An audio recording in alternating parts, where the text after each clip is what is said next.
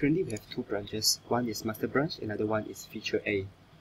Our task today is to push feature A branch to the server, which is in GitLab. Now we are in the branch feature A. And the difference between feature A and master is that in master we don't have this something.txt, whereas in feature A we have. It's a new feature.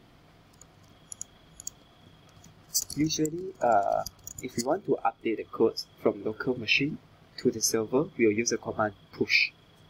Git push with the remote source of variable that we want to use, which is origin, which is set previously. And the name of the branch you want to push to. For example, if you want to push to master, yeah, definitely you can set to master. But for convenience, we don't set to master, okay? Because in a normal development cycle, we will not directly alter the file in master branch, which our codes will be firstly pushed to another branch first, to the server, and let other people review, and passing all the tests needed before we very much into the master branch, because master is the core things that will be deployed in production, will be rolled out to be used by the actual users. So we wouldn't want it to be messed up at any point of time.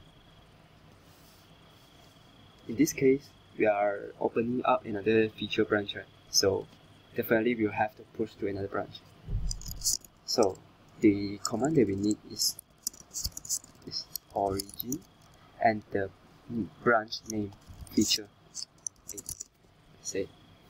So we are pushing our code to feature A branch remotely. Well, it's done. Let's see, refresh this page of your project directory, repository.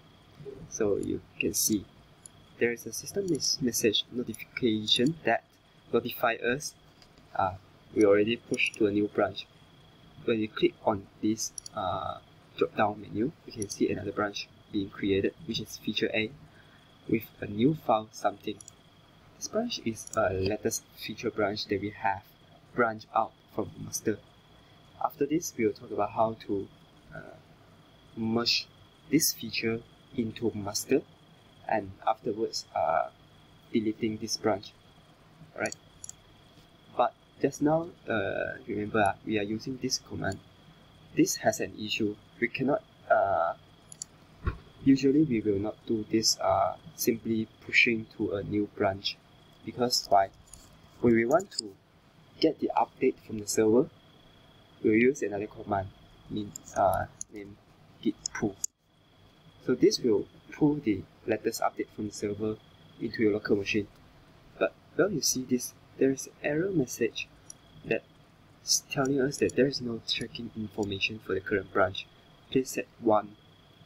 So now you have to set because if you simply push a new branch to the server, you are not telling GitLab that, or you are not telling Git that what exactly is the remote branch that you are pushing to, and you want to keep track of the information to make sure that they are synchronized. You are not telling them this information. How can we tell them the information? You can do this. Git branch. Yeah, follow the exactly things they want us to upstream to equals to remote is origin and branch name is feature A. This is the local branch, this is the remote branch. So click enter. Yeah, now we try it. And if you want to pull the information, yes, we can get a message already up to date, because the both codes from the server and from the local machine are synchronized. So there's no update occur in between. Well, we'll check out a new branch and see. We go to master first, and create a new branch named let's say feature B. There's a simpler way of doing this setting upstream. So we'll create a new file like anyway.txt. Okay, this is a new file for feature B. So since we are adding the file first, then we are committing with the message feature B implementation. Okay. Now we already added into feature B. We want to push this feature B again, like feature A, to the server. So this is the previous way we are doing. So pushing to the origin a certain feature. Now we are adding one flag, which is -u.